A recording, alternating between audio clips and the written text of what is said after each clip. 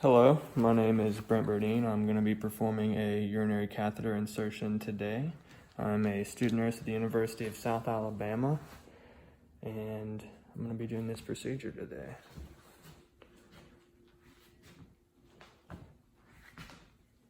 So the first thing I'm going to do is I'm going to scan my room.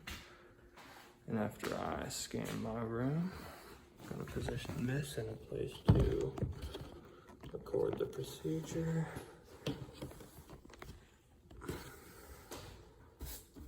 Okay, make sure y'all can see me.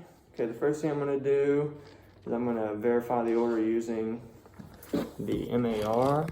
I'm gonna check a hospital policy and identify the patient using two patient identifiers. Jaguar J. Jones, August 25th, 1963, August 25th, 1963. MR number 4176352, 4176352. It says here that you're allergic to penicillin, Miss Jones. Are you allergic to anything else? No? Okay. So I'm going to explain the procedure to the patient. So Miss Jones, I'm going to be inserting a urinary catheter today. And the next thing I'm going to do is I'm going to provide privacy. And then 3 reasons that I'll be using this. The first one is hourly monitoring of urine output to guide volume resuscitation. The second is hemodynamic instability requiring vasopressors. And the third is high-dose diuretic therapy. So after I perform... Next thing I'm going to do, I'm going to set the MAR down. I'm going to don my goggles. After I don my goggles, I'm going to position the trash can next to me. And after I position the trash can next to me, I'm going to perform hand hygiene. Then I'm going to raise the bed to a comfortable working height, making sure it is above waist level, which fortunately this table is. Lower the side rail. I'm going to place the patient in the dorsal recumbent position and perform hand hygiene yet again. Then I'm going to don clean gloves, not sterile gloves.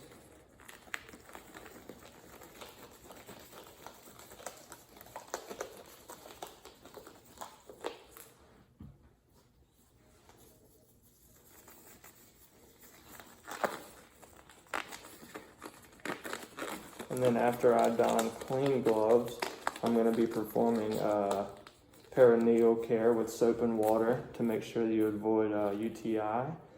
And with the man, you would grab with your non-dominant hand the penis and clean around the tip of the penis 3 times.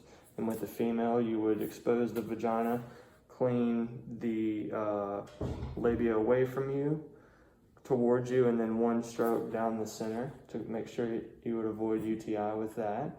And then after I perform perineal care with soap and water, I would then remove my clean gloves, which I'm doing now. And dispose of those properly. And the next thing I'm going to do is I'm going to open the kit between the patient's legs. So flap away from me, 2 side flaps, flap towards me. And I have the 1-inch contamination border to set this up as I please. So after I open the outer cover, the next thing I'm going to do is I'm going to don my sterile gloves.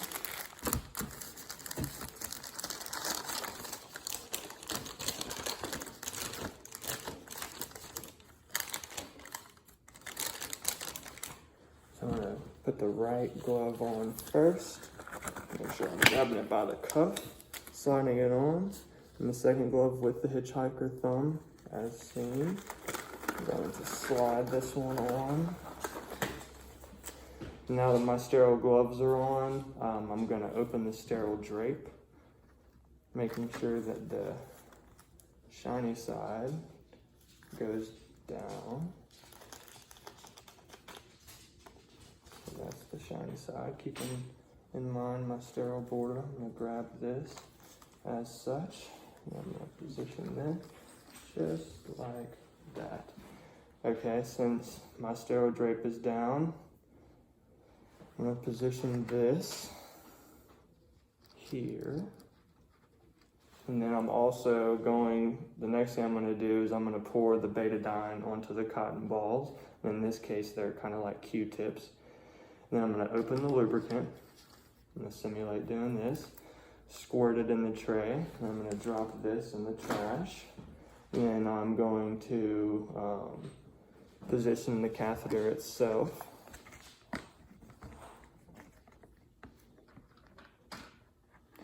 So once I've positioned the catheter, then I'm going to attach the water-filled syringe, which is here, to the injection site.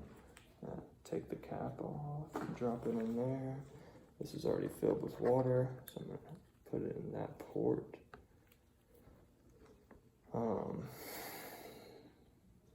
After I do that, I'm going to lubricate the tip of the catheter.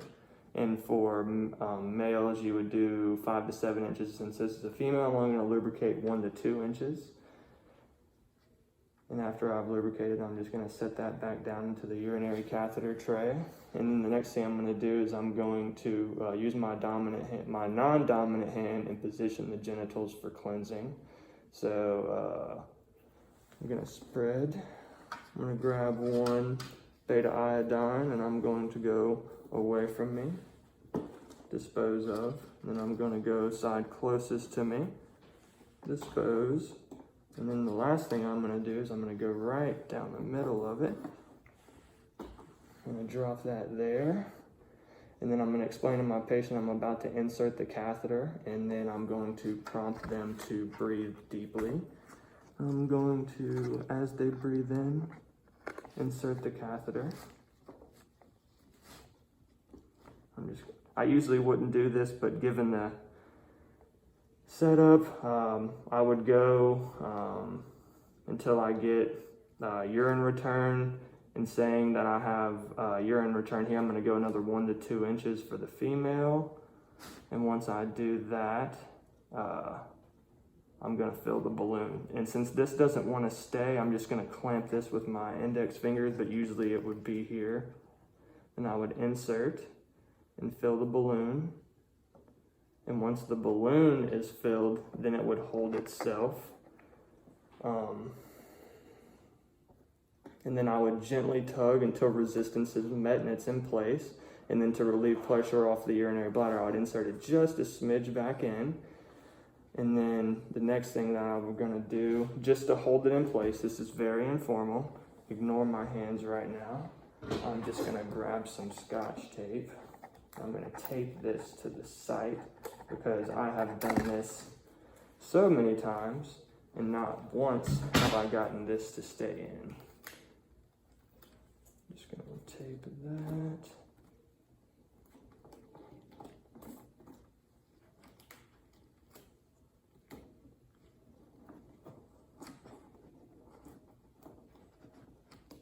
Okay, that will suffice. And then once I've filled the balloon, the next thing that I'm going to do is I'm going to attach the stat lock. So I'm going to insert this in here. I'm going to clamp that down. Then once it's there, I'm going to take the alcohol swab, prepare a place, and I'm going to dispose of that. Then I would remove the adhesive and I would stick this onto the thigh. I'm not going to do that today. I'm just going to set this back in the tray. We're done with this syringe, so I can dispose of it.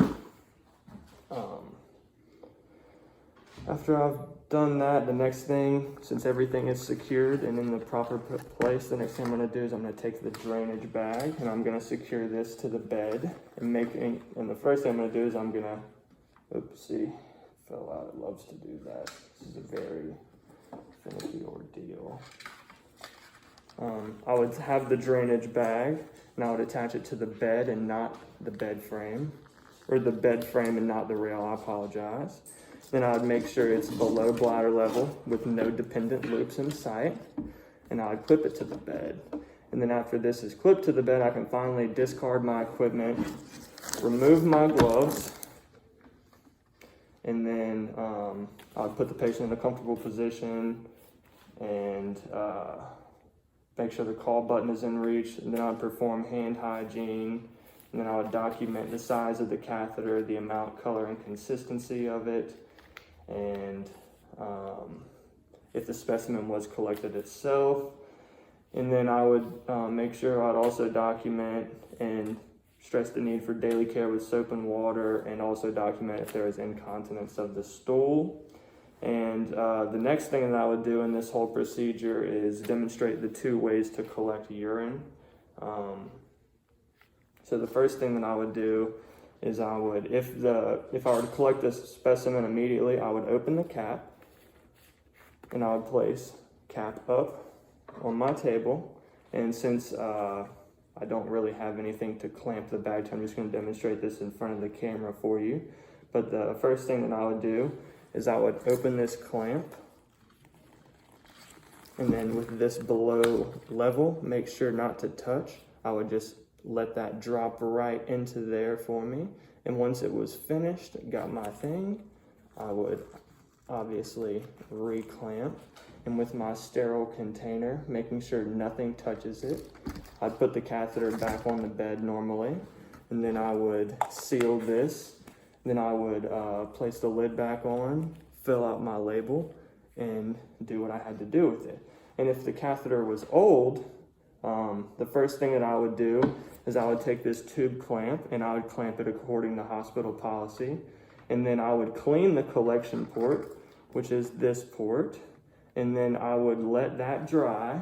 And with the catheter still inserted, yet again, I apologize, I would, when it's dry, I would attach the syringe and I would withdraw urine directly from this port. And then I would insert it into the sterile container here. So I'm going to demonstrate that.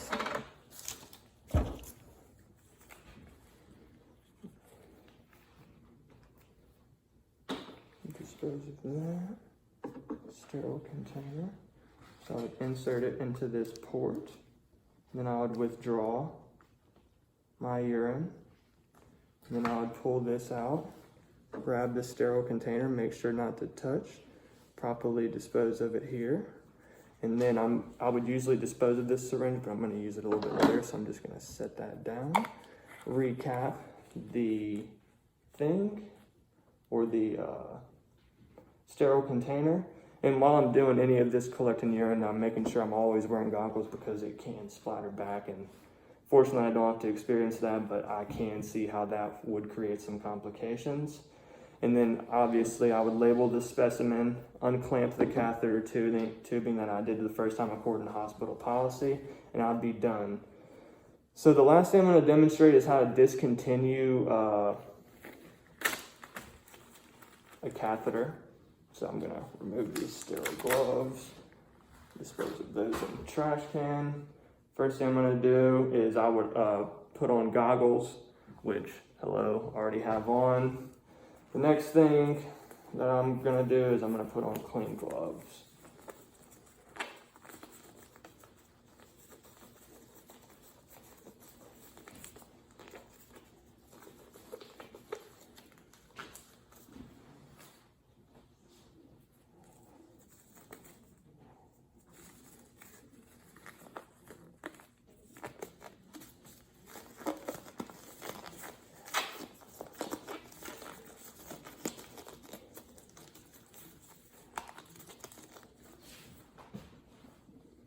Okay, so now that I have clean gloves and goggles on, this would be hanging off of the bed. And the first thing that I would do, like I said, I'm going to pull it in front of the camera again because I have limited resources. I would empty the drainage bag. I would have a graduated cylinder below this. And I would empty the drainage bag like that. And then I would reattach that once the drainage bag is empty. And then from the patient's leg, I would disconnect the stat lock.